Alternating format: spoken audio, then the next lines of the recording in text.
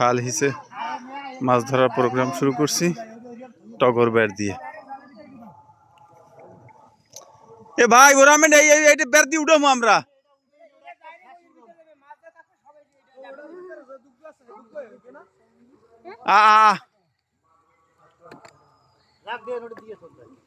জলিল ভাই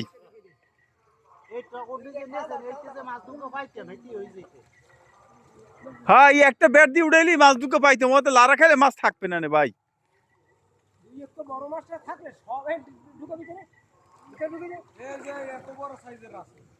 হ্যাঁ